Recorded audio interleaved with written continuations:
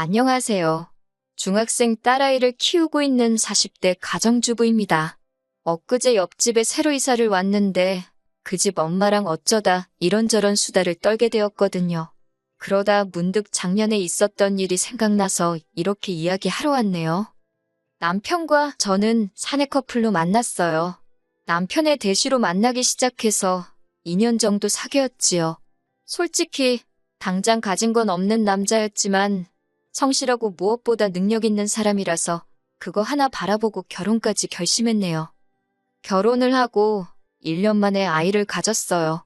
원래는 좀 더 자리를 잡고 아이를 가지려고 했는데 그게 계획대로 되질 않았네요. 당시만 해도 산후조리원이 제법 비쌌거든요. 그래서 비교적 가까이 사시는 시어머니께 부탁을 드렸는데 손자도 아니고 손녀라서 봐주기 싫다 하시대요. 그 일로 남편하고 어머님 사이가 아주 틀어졌어요. 사실 저희 친정부모님은 시댁에 비하면 훨씬 먼 지역에 살고 계셨고 농사도 지으셨기에 염치불 구하고 시어머니께 먼저 여쭤봤던 거거든요. 아무튼 어쩔 수 없이 친정어머니가 올라오셔서 아이를 봐주셨어요. 남편이 감사하다고 당시에 100만 원 정도 챙겨드렸는데 그걸로 저희 둘 몸보신이나 하라며 한사코 거절하셨다네요. 지금이야 회사마다 출산과 육아를 위해 이런저런 복지가 잘 마련되어 있다지만 사실 제가 처음 아이를 낳았을 때만 하더라도 사정이 많이 달랐습니다. 복귀를 한다고 해서 얼마나 버틸 수 있을지도 장담할 수가 없었지요. 게다가 첫째라 그런지 커가는 한순간도 놓치기 싫더라고요. 그래서 남편과 상의 끝에 회사를 관두고 당분간 육아에 매달리기로 했어요. 이제 와서 말이지만 가끔 돈이 아쉬울 때나 잘 나가는 동기들의 소식을 들을 때는 속이 상하기도 했네요. 지금 돌이켜 생각해보면 제 인생에서 정말 잘한 선택 중 하나지만요. 딸이 초등학교에 들어가고 나자 여기저기 돈 들어갈 때가 많더라고요. 기왕이면 좋은 것만 해주고 싶은 게 부모 마음 아니겠어요? 그래서 다시 직장을 알아보기 시작했는데 8년의 공백을 뛰어넘고 복귀를 한다는 게 쉬운 일이 아니었어요.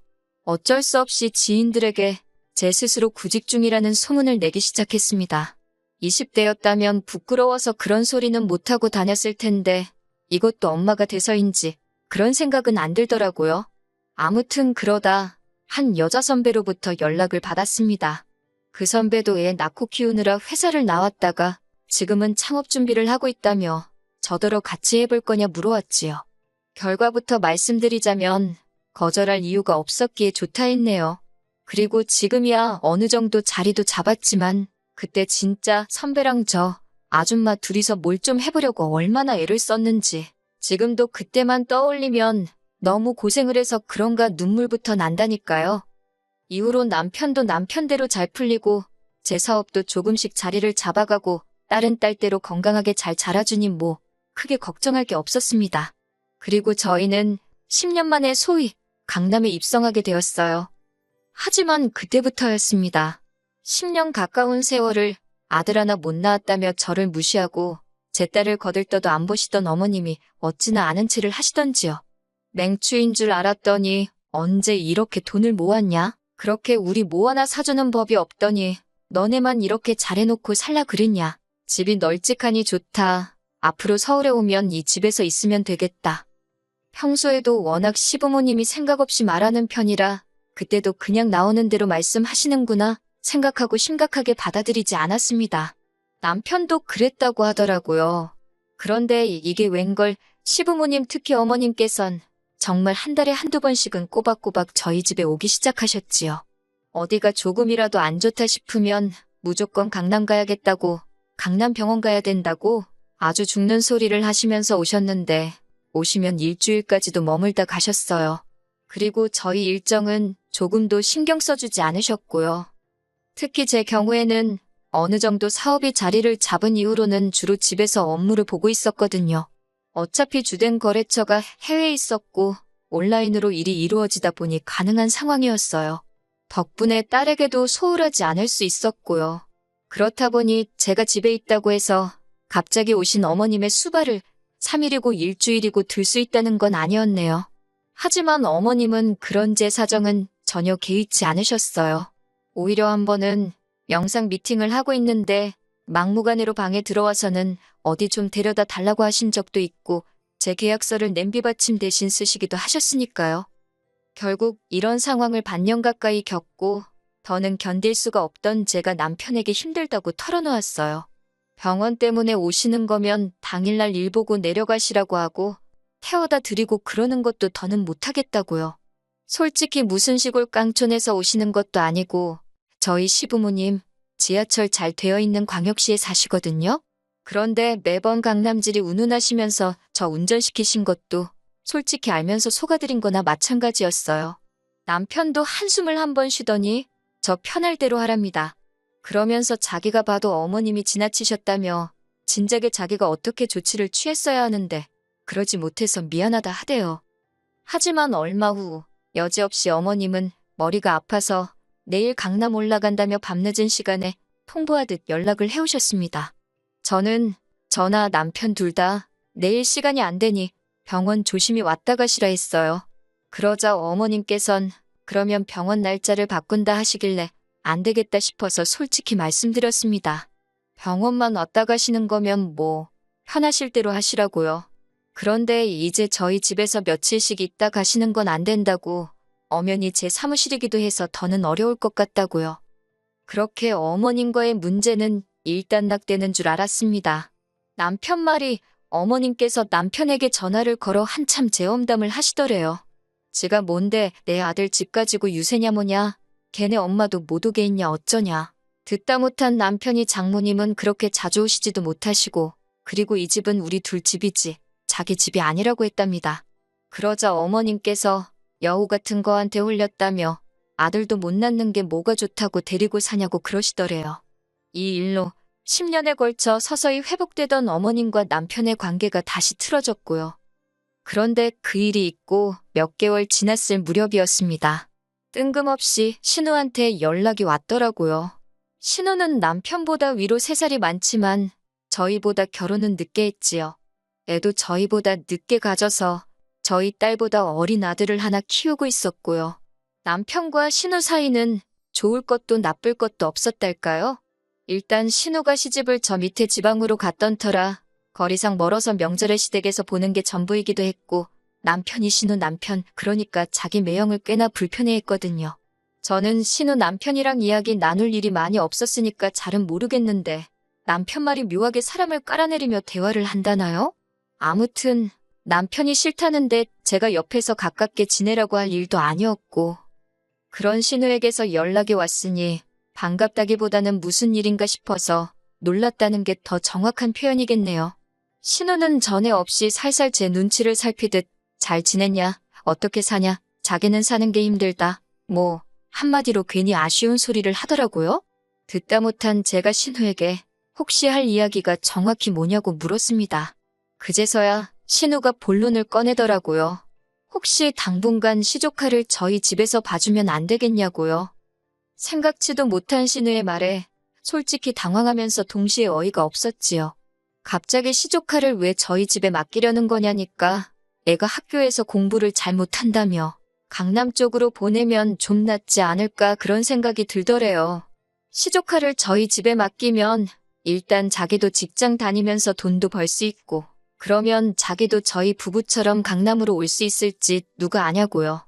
솔직히 말도 안 되는 핑계다 싶었고 시조카를 맡아주는 건 엄두도 안 났지요. 하지만 저는 일단 남편하고 상의해보겠다 했어요.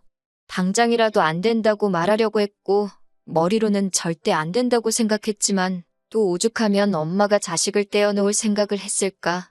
신우도 엄마니까 좋은 환경에서 애를 키우고 싶어 저런 소리를 하겠지. 그런 생각도 들고 그러니 또 매정하게 안 된다고 딱 자르기가 그렇더라고요. 일단 남편이랑 이야기나 해보자 그렇게 생각했습니다. 하지만 역시나 남편의 반응은 제 예상 그대로였어요. 남편이 말도 안 되는 소리를 한다며 어떻게 남의 집 애를 키우냐고요. 그리고 솔직히 남편까지 싫다는데 제가 설득을 하고 뭐 그렇게까지 하고 싶지는 않았습니다. 그래서 이튿날 신우에게 안 될 것 같다고 알렸네요.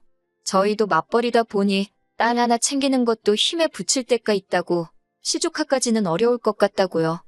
저는 이렇게 대화가 잘 마무리된 줄 알았습니다. 신우도 잘 알아들은 듯 했고요. 물론 서운했는지 이후로 한 일주일 동안은 다시 예전처럼 연락도 없고, 물론 저야 오히려 마음이 편했지만요. 그런데 정말 딱 일주일 정도 지났을 무렵이었어요. 누가 저희 지폐를 눌러서 내다보니 웬 꼬마가, 그러니까 시조카였지요. 시조카랑 어머님이 같이 서 있는 게 아니겠어요? 이게 무슨 상황인가 싶어 문을 여니 어머님께서 시조카를 앞세워 다짜고짜 집 안으로 들어오셨습니다. 당황해서 제가 신우에게 전화를 거니 신우가 밝은 목소리로 전화를 받대요. 그러더니 한다는 소리가 애 보면서 일하는 거 힘들다고 하지 않았냐고, 그래서 어머님이랑 같이 보냈답니다. 어머님이 저희 집에 계시면서 애들을 봐주실 거라나요? 저도 제가 왜 이걸 먼저 물어봤는지 확실히 기억은 안 나지만 그럼 아버님은 어떡하냐고 물었어요. 그러자 아버님은 거기 계시면서 집을 파신다고 했답니다. 집 팔고 신우네 집으로 가신다 했다나요? 그러면서 한다는 말이 자기가 아버님을 챙길 테니 저는 어머님하고 자기 아들 좀 잘 챙겨달랍니다. 어머님이 시조카를 데리고 막 저희 딸의 방으로 가시길래 제가 어딜 가시냐, 일단 거실에 계시라 했습니다. 어머님께선 당신이 생각해봤는데 저쪽 작은 옷방을 저희 딸이 쓰고 당신과 시조카 둘이서 저희 딸의 방을 쓰면 딱 좋을 것 같답니다. 여자애가 뭐 큰 방이 필요하냐면서요. 저는 남편에게 바로 전화를 걸었고 남편이 얼마 지나지 않아 조기 퇴근을 하고 집에 도착했습니다. 어머님께 이게 무슨 경우냐고 물으니 당신은 신우랑 저랑 대화가 다 된 줄 아셨다나요? 그리고 안 되었어도 기왕 왔으니 이렇게 짐도 다 챙겨왔으니 한번 살아보자입니다. 살아보고 정 안 되겠으면 그때 내려가신다나요? 남편이 바로 신우에게 전화를 걸었는데 신우도 찔리는 건 있는지 더는 안 받더라고요. 남편은 안 된다고, 어머님도 시조카도 같이 못 지낸다고 딱 선을 그었습니다. 그러더니 애 앞에서 못 보일 꼴 보이지 말자며 차에 타라고 하더라고요. 어머님께서는 이렇게 사람을 내쫓는 경우가 어딨냐며 저희더러 이기적이다, 내가 너를 그렇게 가르쳤냐, 잔소리 레파토리를 쏟아내셨어요. 하지만 남편은 전혀 굴하지 않고 시조카부터 차에 태우더라고요.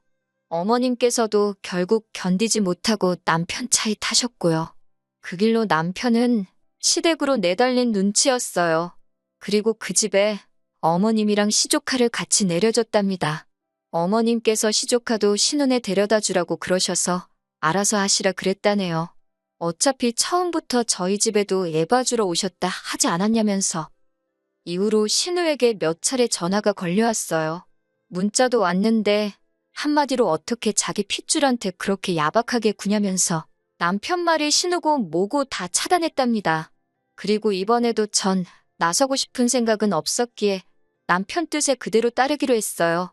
그래서 지금은 시부모님과도 신우하고도 연락하지 않고 편하게 지내고 있습니다. 솔직히 어머님께서 합가를 원하셨던 걸까? 그런 질문을 스스로 해보곤 하는데 이해가 되질 않더라고요. 합가를 욕심내시기엔 남편과의 관계가 애틋한 것도 아니셨고 그렇다고 저희 딸을 예뻐하신 것도 아니면서 주변 분들에게 단순히 자랑해 하고 싶으셨던 건가? 뭐 별의별 생각이 다 들긴 하는데 솔직히 신경 쓸 필요는 없는 것 같아요.